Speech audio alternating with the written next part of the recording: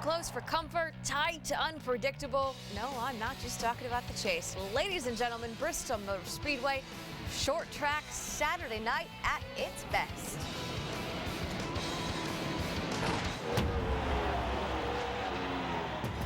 Bristol's just so intense. You feel like you're going 500 miles an hour. It's the fastest racetrack that you go to. You're just always up on top of the wheel, and there's never a moment that you have to rest. You're always bottled up, and it's just it's a pain in the neck sometimes. You're on the verge of hitting the wall. You're on the verge of spinning out.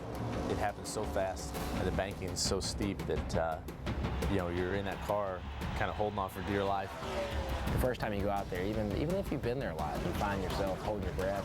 You know, you just want to be left alone for a while and ride around and make some laps, but it just doesn't happen.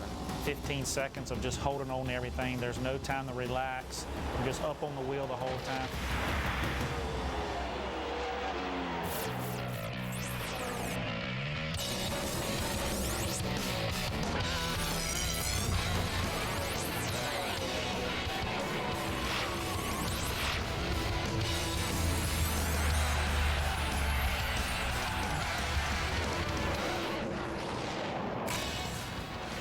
Hello and welcome to NASCAR Now. I'm Nicole Mansky alongside former Sprint Cup Series driver Ricky Craven and our NASCAR Now analyst.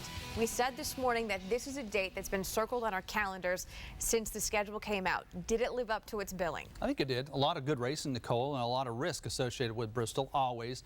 At the end of the day, with just a few laps remaining, you had three drivers on the bubble: Greg Biffle, Mark Martin, Kyle Busch, all battling for a win. You just going to give away the highlights before we even show it? I had to. It was that exciting. Well, let's take a look because it is Bristol Motor Speedway. It's the night race, the famous one. Pole sitter Mark Martin making his 1,000th career NASCAR Cup start. These two guys, Brian Vickers, Kyle Busch, a little bit of a rivalry heading into the night.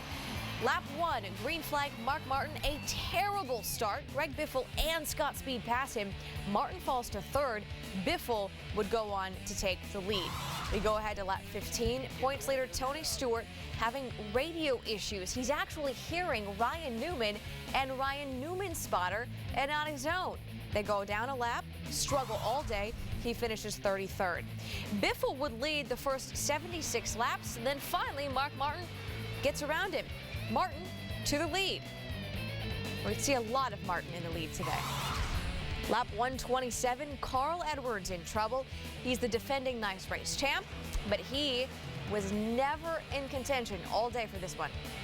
Yeah, something's wrong with it, Bob. It runs great the first couple laps. It's like we got camber messed up or something. Super tight. We go forward.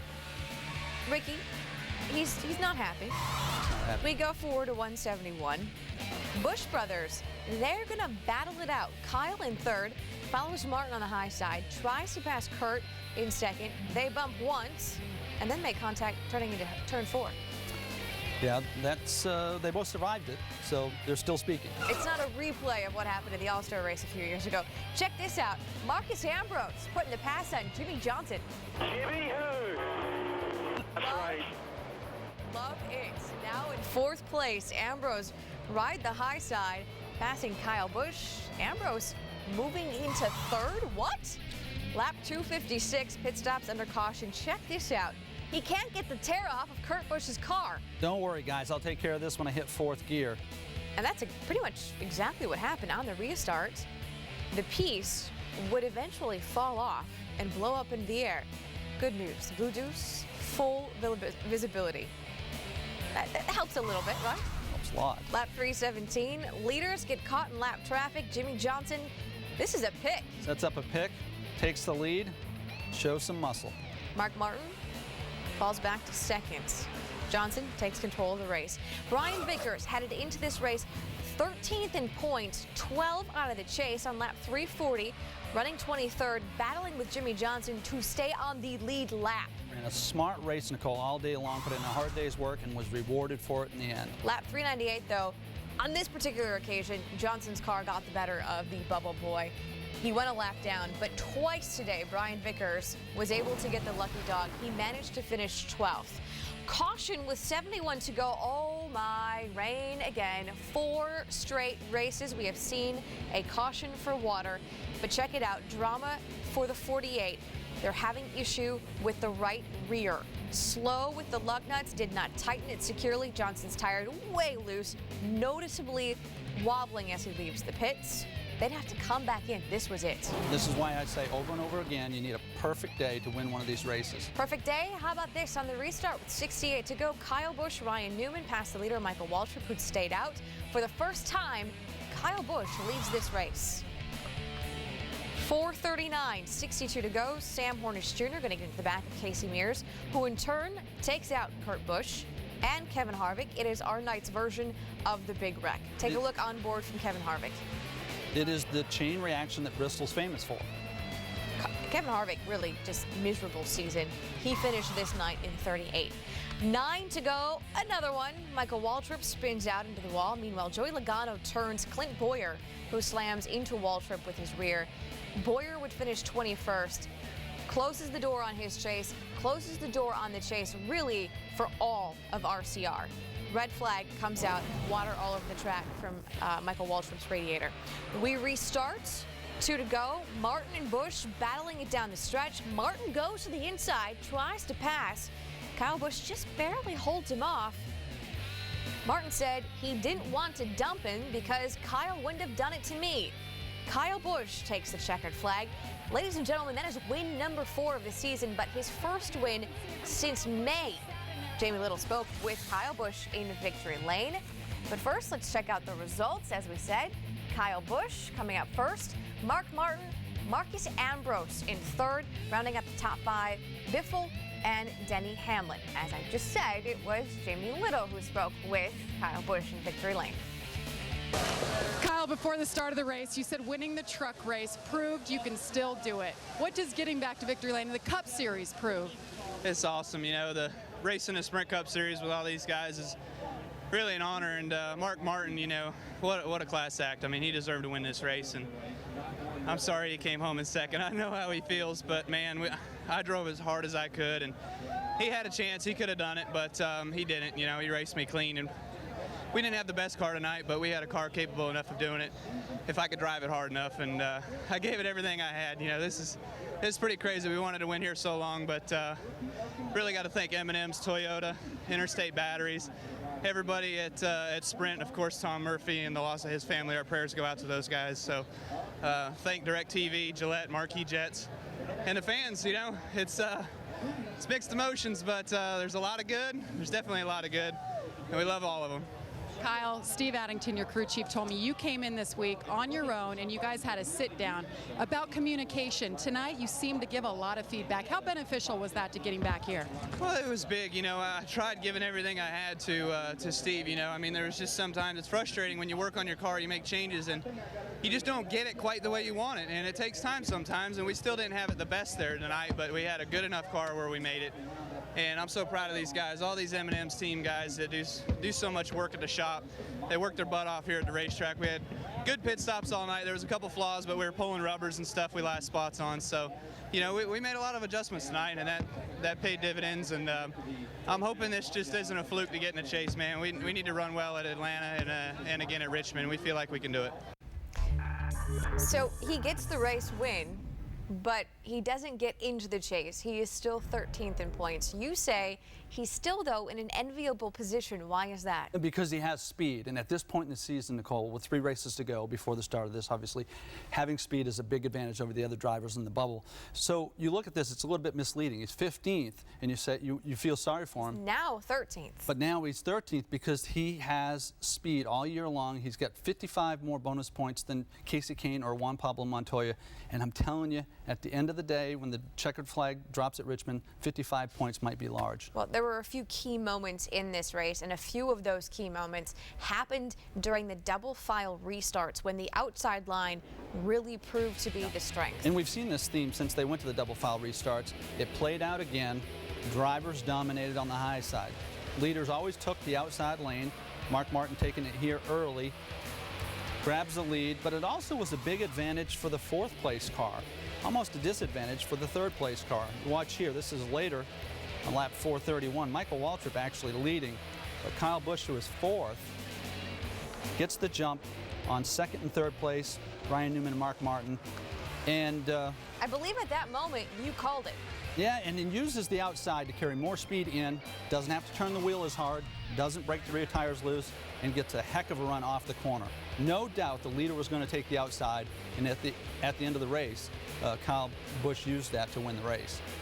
It was mildly impressive that Martin was able to hang with him. So Kyle Busch becomes the first driver since 2003 since his big brother swept both Bristol races in 1 year. Coming up next, still much more to come on NASCAR Now. Mark Martin, he needed to dump Kyle, why he said he wouldn't dump him to get the win, and the surprise of the night, the career best oval finish for the Aussie. That's coming up next. NASCAR Now, brought to you by Add It Up. New from Bank of America. Visit bankofamerica.com/additup. And Captain Morgan Original Spice Rum. Drink responsibly. Captain's orders. Kyle Busch may have won the race, but two other drivers were very impressive tonight. One guy finished second, that would be Mark Martin. And the other driver, technically, he's in his second full season of Sprint Cup Series competition. This was his best oval finish ever. We're talking about Marcus Ambrose. Well, I don't know why I've run so well here. Both races we've done really well. I just try to drive the race car. I don't do anything but just rely on my instincts and try and drive around the track as fast as I can. I love Bristol. I just love NASCAR. It's just the best form of racing I've ever experienced. And, you know, the cars are hard to drive. They've got way too much power, not enough tyre, not enough brakes. And it's just a real challenge to survive out there, and we're doing it. We're out there amongst them, and I don't think there's any track that we can't do this. I've had trouble at places like Michigan and Atlanta, those tracks, but I'm not sure whether it's me. I'm not sure whether it's the way I'm trying to set them up. I work it out over time, but I just want to be here for the long haul. I want to be here again and again and again because I just love NASCAR, and I feel privileged to be in the sport, and I just love every lap that I do. Other questions upstairs? We got two more, then we'll come down here. Go ahead upstairs. This is Dustin Long, Landmark Newspapers from Mark. Mark, your philosophy on last laps is quite clear that you're not going to make contact. Do you ever wonder, or how do you not go back and wonder about all the races you could have won had you used the bumper? And can you talk about the last couple of laps? Well, Dustin, if you watch that race real close, I didn't need to use the bumper. Kyle gave me all the room in the world to make that pass, and I just didn't make it. That's one thing. If somebody abused me enough to really irritate me, I might use that bumper. But Kyle gave me all the room in the world, and it's a good thing because I was over my head when I went in that corner and I got loose, and if he'd have been crowding me, we both would have went up to the wall. So I'm really grateful for that. But he raced me like a good sport, and when he's behind me, I will be comfortable that he will race me the same way that I raced him. I can't say how he might race someone else on the racetrack because they may have different history, but I feel really, really good at night when I go to bed. I have managed to win a race or two, and none of them did I have to pull something dirty. Stay upstairs for another one, then we'll come down here for Marty. Go ahead. Yes, Kenny Bruce at NASCAR scene from Mark. On the restarts, the race leader can get in the gas well before the start-finish line. If you're second, how much of a disadvantage is it that you can't pass him before you get to the start-finish line? Well, the double file restart, I mean, you can't start picking that apart. No, I wasn't in the best line the whole second half of the race. I was always on the inside. And so that was a disadvantage. Probably not as big a disadvantage as single file and lining up behind the leader. Maybe it was, because there was one instance where I lost second place, because I was on the inside. But that's the brakes. We raced really hard. Anybody that thinks that I was soft out there on the racetrack tonight wasn't watching. I raced my guts out, and my team gave me an incredible car, and we made a race out of it. Now, Ricky Craven, I'm going to credit you with this because this morning on NASCAR Now, you said Mark Martin is going to save his best for the last, referring to these last few races up into the chase. What did he do tonight to reinforce that thought in you? Well, you know, I knew that he would save his best for last because he's a professional. I mentioned that also this morning, is that everybody looks up to Mark Martin. So instead of asking Mark or challenging him to why he didn't use the bumper to win the race, let's just reverse that and say, when's the last time you saw somebody give Mark Martin the bumper when they were running second to him? It doesn't happen because everybody respects this guy as much as anybody that ever wore a helmet. He deserves it, he earned it, he worked for it, just like he worked for the second place finish tonight. Kyle Busch gave him an opening at the end. Mark stuck his nose in there, and he just couldn't pull it off. And we shouldn't be shaming Mark for the job he did. It was remarkable, and it was a great race between the two of them with arguably more pressure than anybody else in the field. You could also say it was a remarkable race for Marcus Ambrose, who probably provided us with the best line of the night when he said, "Jimmy who?" But let's take a look at the Ambrose numbers here, because Ambrose, in his first career Bristol start, a top 10. In his second Bristol start, a top 5. Both of them just this season. Why does this track suit this guy? I'm gonna say it's because of degree of difficulty. And I think that you need to get used to this because he is extremely talented. Everybody expects it on the road course. But you know what about the road course? He exceeded other road course stars. You know, he just gets it done. He has great feel. He also gives great feedback. I listened to his comments to his crew, and he leads them down the right direction. Did you notice that Marcos Ambrose got better as the race went along and other drivers actually got worse? That's amazing for a driver with no more laps than he has in these big, heavy cars. Jimmy who? Coming up next on NASCAR Now, entering the day, only 12 points separated Brian Vickers from Mark Martin, being in the chase and being out of the chase. Why Vickers wishes he still had it that good. That's next.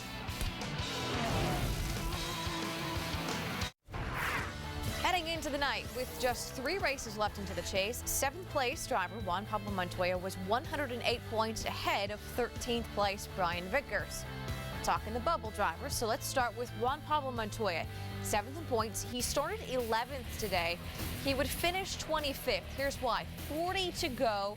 He thought he had a flat, but he didn't come in. He waited for the restart and then dropped like a rock. And you have to trust your instincts as a driver in this situation because the crew cannot tell.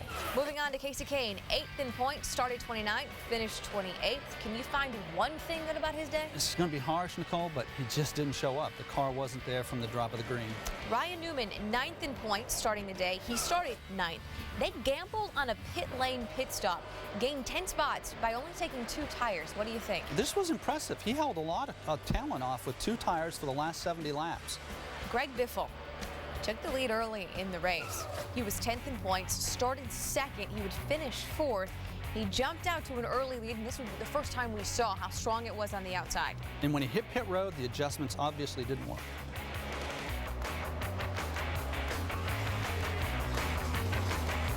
Yeah, I think so. You know, we came here, wanted to win, but, you know, 3 and 4 Fusion ran really good. I just didn't keep up with the adjustments on the racetrack. I got too tight, and those guys were killing me. And the restarts, you know, double foul restarts are good, but if you were in the bottom, you were a dead duck. You know, you had to be in the top groove. And there at the end, we got the top groove, and then the very last one, we got stuck on the bottom again and gave the position to Marcus.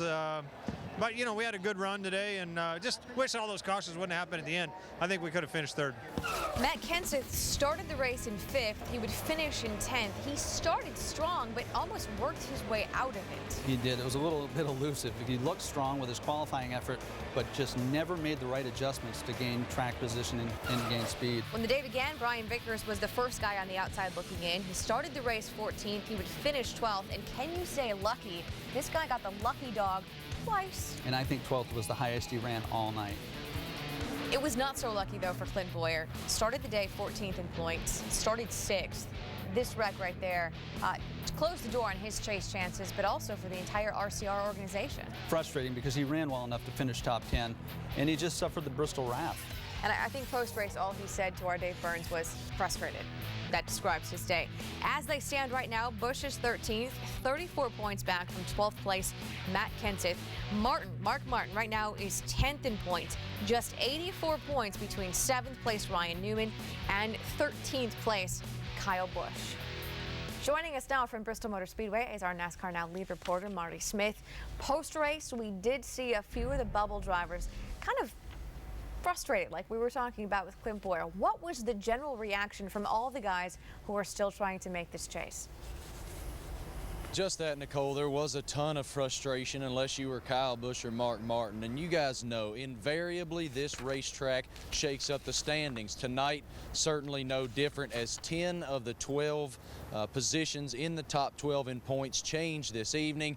For Kyle Busch and Mark Martin, it was great. For guys like Clint Boyer and Casey Kane, horrible. You know, we made a lot of adjustments tonight, and that paid dividends, and I'm hoping this just isn't a fluke to get in the chase, man. We need to run well at Atlanta and again at Richmond. We feel like we can do it. It's not enough, but is much better than last week. I really, you know, would be a lot more comfortable with 150. And we had that leaving Indy, and everything turned upside down. We will be fine if we finish how we run. We had a terrible car tonight. We just screwed up. I screwed up during practice, and we didn't bring a great setup, and we just got beat pretty bad tonight. Can you even help but think about the big picture? I mean, you're still in, but you lost ground tonight. I think you're 11th now. Yeah, I would have thought I lost a lot. I didn't know how much, but I just thought, you know, just stay out there and do what you can and get the best points you can. But it was a pretty poor effort by us tonight. We just we missed it as a team, and we'll come back next week or in 2 weeks. We have a week to look at things, and in 2 weeks we'll be strong in Atlanta. With Clint Boyer obviously disappointed, Clint, can you sum up the frustrations of a night at Bristol? Pretty frustrated. Just two drivers have made the every chase since the program was instituted in 2004. One was Jimmy Johnson. He made it 6 straight tonight officially. The other, Matt Kenseth, who sits precariously in 12th, and in his rearview mirror right now, Kyle Busch. Nicole? Marty Smith, thank you very much. And speaking of Kyle Busch, we now turn our attention to the winning crew chief of tonight's race. That would be Kyle Busch's crew chief, Mr. Steve Addington, who also joined us from Bristol Motor Speedway. Congratulations to you tonight, sir. I want to begin with the last 13 races for your team. It's no secret that your driver likes to win races. What have those races been like when you've left the track? Well, we've been down a little bit. We hadn't given him what he needs to win races, and that is just something that we sat down earlier this week and talked about what we had changed on our setups and why we had changed them, and he led us in those directions. So that's just teamwork. We've shot ourselves in the foot a couple of times. We've had stuff happen to us, so Kyle gets frustrated at the racetrack when he gets back home, and I talk to him during the week. He's fine, and he said we sit down and explain stuff to each other. So, you know, I was looking forward coming to Bristol. I love this place. I love night racing here. Kyle loves it. I thought this would be a good shot in the arm for the 18 team, and it worked out for us. Kyle mentioned in the post-race interview that he worked with you this week and talked with you this week about better communicating during the course of the race. What did you guys do tonight that was maybe different from the past few races? Well, not that much. I think he's done a great job. I think Michigan went great. We talked before then of staying calm, and had a piece of debris hit the sway bar tube with 15 laps to go and locked the front sway bar up in it, and it got really tight on us. So stuff like that you can't control. He did a good job at Michigan of staying calm and telling me what was wrong with the race car, and we worked on it, and we made our way up to the front. And then there's nothing you can do about pieces hitting your race car and changing the balance of it. So coming in here tonight, you know, we worked hard in race trim on Friday, and got a good balance in the car that he was happy with. And then in the race, I said we'll just have to tune on it, and he gave great feedback during the race, and we made changes. Some of them didn't work the way we wanted them to, but in the end, the last adjustment worked. He was happy with it. What do you think was the key moment for you and for Kyle in tonight's race?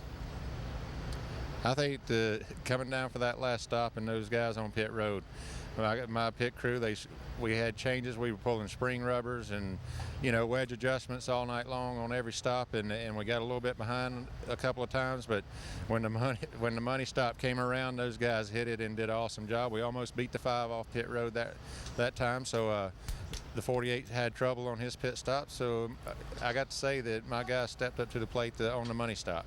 Now you get to hold on to this win for a rare end of the season week off, because heading up next is Atlanta, but there's a weekend off coming up directly next weekend.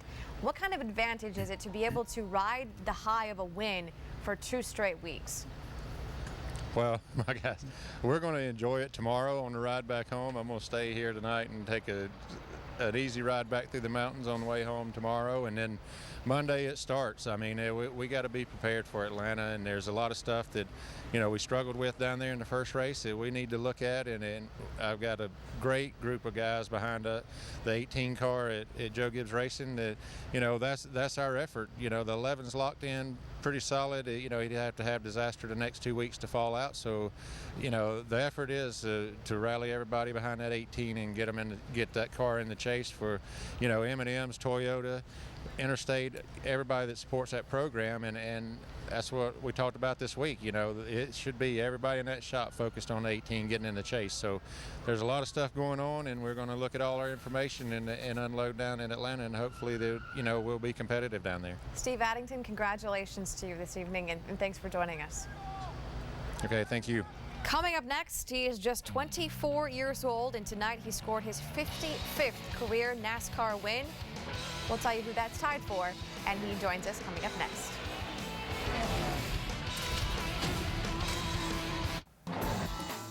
You always expect fireworks on a Saturday night in Bristol, Tennessee, and this one was no exception. NASCAR Sprint Cup action, hot and heavy. Full contact stock car racing. Guys in the bubble trying to get in, but not a good night for some of these guys. Clint Boyer gets tapped by his teammate, ends up bouncing off the wall. Yeah, this is a knockout race for Clint Boyer. This just really took all the chances he had away of making the chase this year. Sam Hornish here, you see his car started to overheat, blowing water out. He got up into the wall. Hurt his night. Juan Pablo Montoya looked to have a top 10 car, maybe even a top 5 finish, but had issues and they didn't pit. He stayed on the racetrack and it cost him. He had a hole or something in the right rear tire, and just before the caution came out was really struggling. The team left him on the racetrack. It turned out to be a really bad decision because they had to come in under green and change those right sides. He would finish in 25th position with the driver who was patient all night long. Hard to believe that Kyle Busch and patience are in the same sentence, but he showed it here at Bristol on a Saturday night. Yeah, he did a great job on these restarts. He didn't show his hand until late in the race and was able to hold Mark Martin off and get his victory.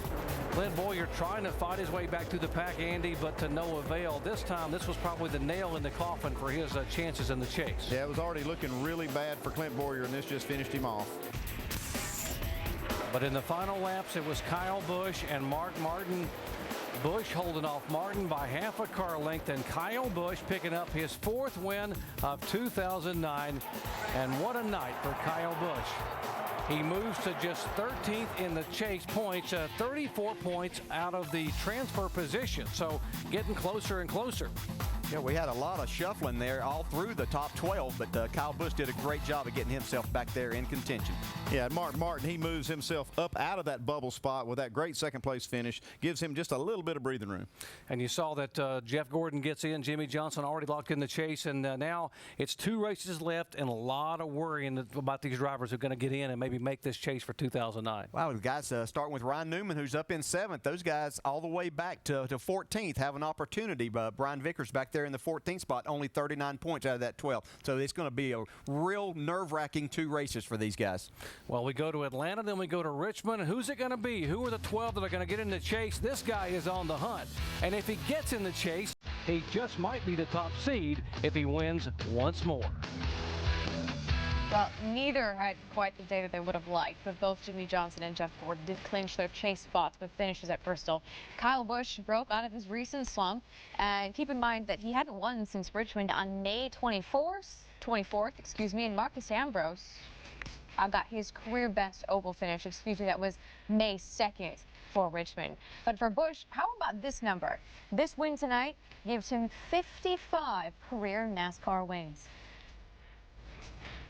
Yeah, I mean it's fun when you're able to race around the guys that respect you and that you respect back. And so, Mark's one of those guys. I mean, you know, I go up to Mark all the time and I talk to him all the time, and you know, I look up to him a lot. You know, he wasn't the guy that I always looked up to when I was growing up as a kid, but since I've gotten here, he's been one of the closest drivers that I've been able to spend time with, him along with Jeff Burton, and you know, besides the young ones like Speed and Hamlin, you know, the veteran guys. Those are the two most guys I probably go to. But it was a blast. I mean, I can't say enough about Mark. You know, I tried giving him enough room so we could try to race side by side and have a good, strong run for the fans there. And like Coach said, you know, they were just they were electric tonight. You know, when the red flag came out, they didn't stop. Heck, you would have thought the racing was still going on. They were doing the wave and everything. So you know, they were fired up tonight for sure. Let's go upstairs. We got a question or two upstairs. Go ahead. Monty Dutton Gaston Gazette. This was Kyle and Steve might want to input. You know, Kyle, a year ago, for the regular season, you were the champion. You did everything that a champion does. And when it's going into the chase, I think a lot of people said, this will be good, that won't happen. But with 4 wins and just 2 more top 5s, at least on the consistency, and I mean, things have slipped. You know, what is it, and why? I mean, do you think the chase affords the opportunity, and can you have that consistency that has, you know, evaded you during the regular season? Well, Steve and I talked this week at the shop, just trying to come up with some things as to why. We're trying to find the answers too. And you know, we come to Bristol pretty much with the same setup every time, and everywhere else we've sort of changed and gone in a different direction. And maybe that direction isn't the direction we needed to go. So you know, we're thinking about going back more of what we ran setup-wise, like last year at some of the places, and see if it works. You know, I mean, we got to try something. We've fallen behind a little bit this year for some reason. You know, we haven't had the strong. I don't know that we've fallen behind as much as everybody else has just gotten better.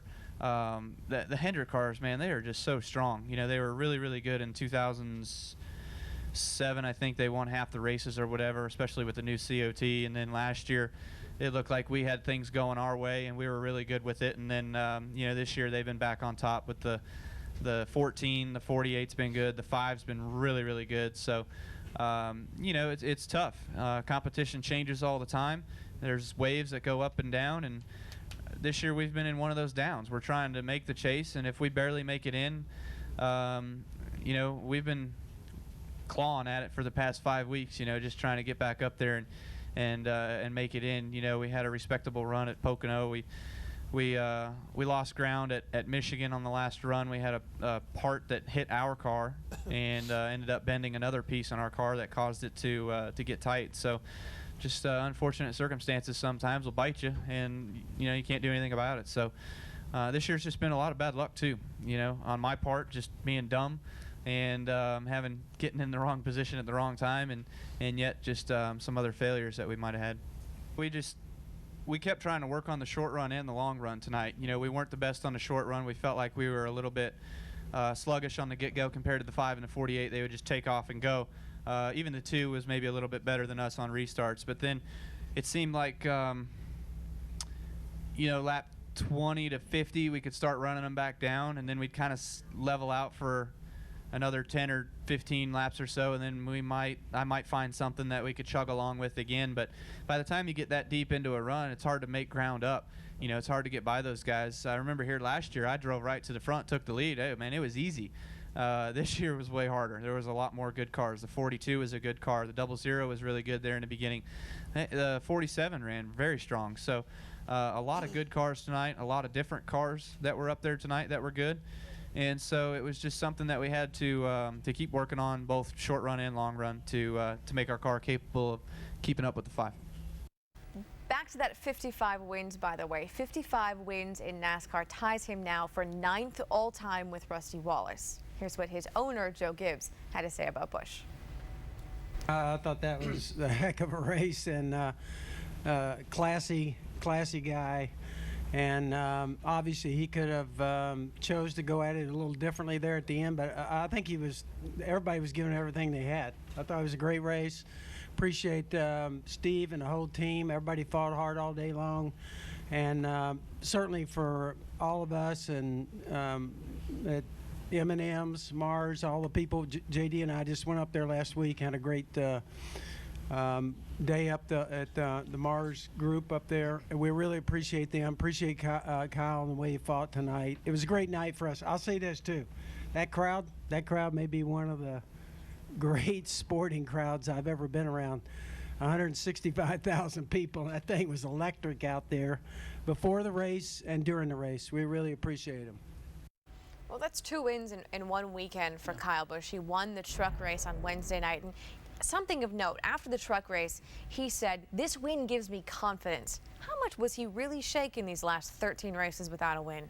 No, I read into that also, Nicole, and I think that obviously every one of these drivers is at risk of losing confidence. But as it relates to Kyle Busch, it seems as though it's a little different than other drivers. You know, he had 13 consecutive top 3 finishes in the Nationwide Series going into last night's race, and you would think that would satisfy most drivers' hunger for success, but not him. He hadn't won since May, and it was taking its toll on him, and he put it together tonight.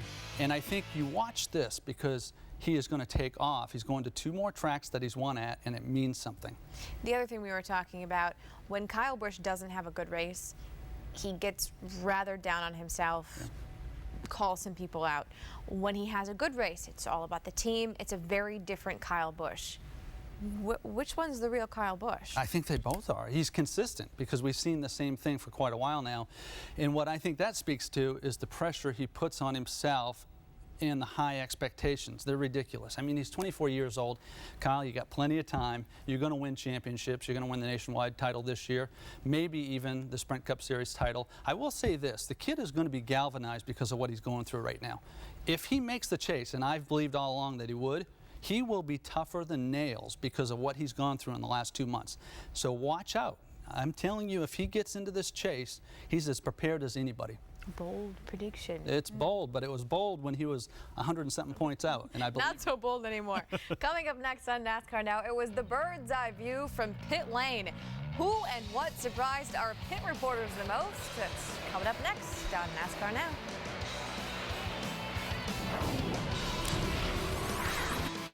Want more motorsports? Immediately following NASCAR Now, it's the NHRA Toyo Tires Nationals qualifying with finals tomorrow, Sunday, 10 a.m. Eastern. It's on ESPN2. Then Monday, more from Bristol and the madness there with the Monday Roundtable. That's 5 Eastern, also on ESPN2. But right now, it is back to Bristol and back to pit lane. I'm Shannon Spake. I covered Marcos Ambrose in Bristol on Saturday, and Marcos Ambrose continued to prove that he is here to stay in the Cup Series.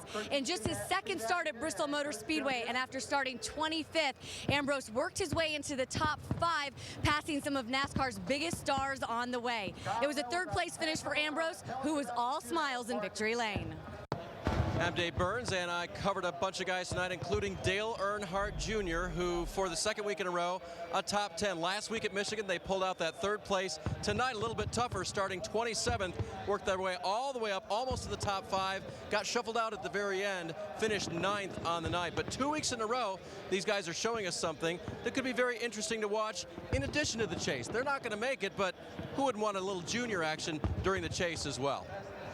I'm Vince Welch, and one of the areas that I was keeping a close eye tonight on pit lane was the 17 pit box, that of Drew Blickensderfer, the crew chief, and of course the driver is Matt Kenseth. Blickensderfer told me before the race tonight, this is a gut-wrenching time of the year. You're nervous because you're coming to Bristol, and then you throw in the fact that you're battling for a spot in the chase, makes it even worse.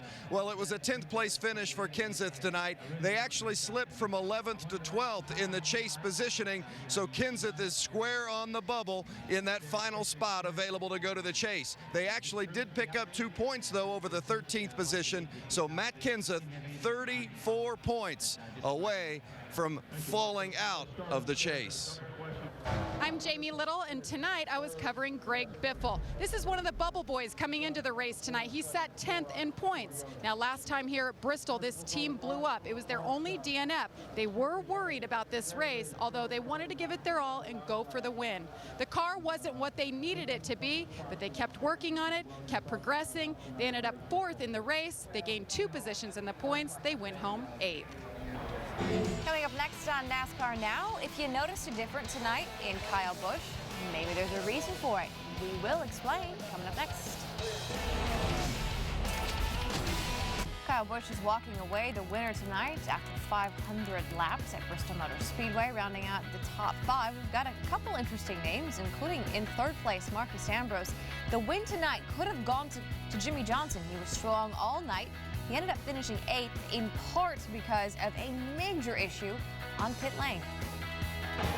Yeah, we came back for a decent finish, too. I just feel like the last 2 weeks we've, given away a couple trophies and 20 points now, so just disappointed. I mean, we've got fast cars, just some weird things have been happening. We got to clean that stuff up to be able to be competitive in the chase.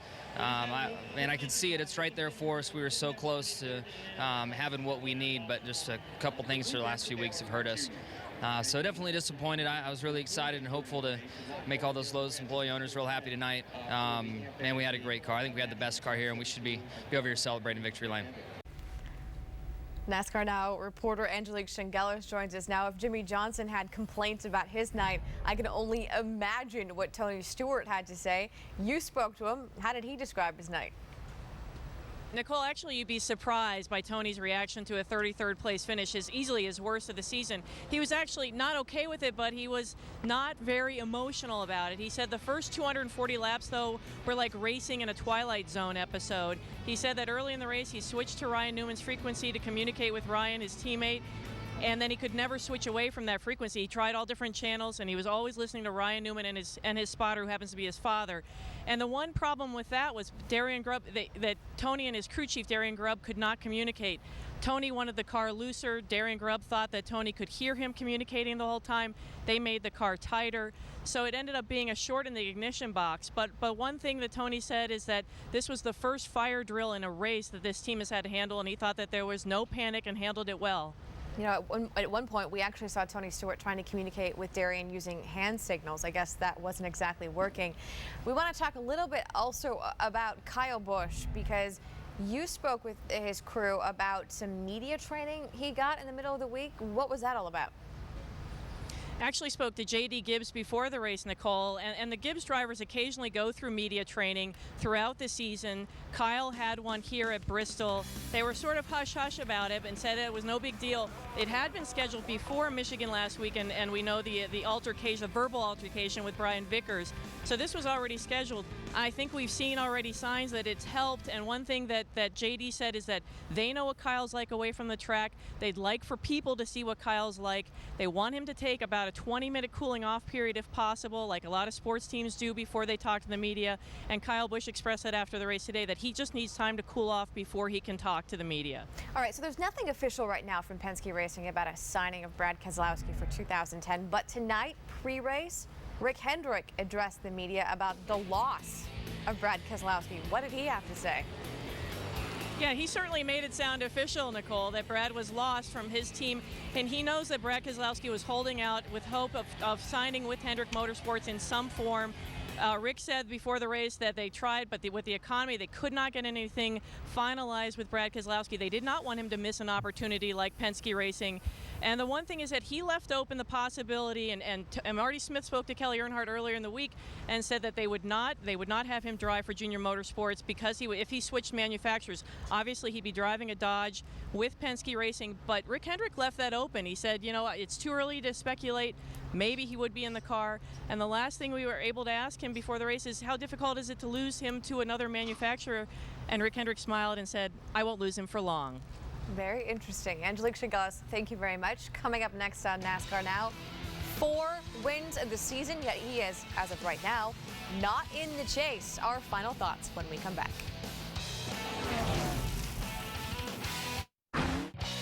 NASCAR Now, brought to you by Old Spice Swagger, the scent that makes a difference.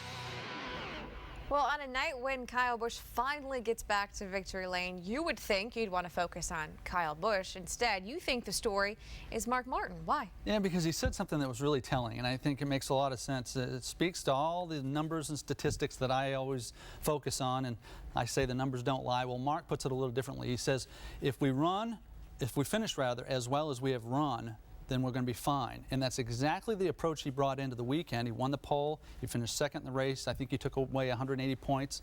Mark finished as well as he ran this weekend, and he can do it 2 more times. And you said earlier he reminded me of a 20-year-old. He wasn't afraid to be aggressive.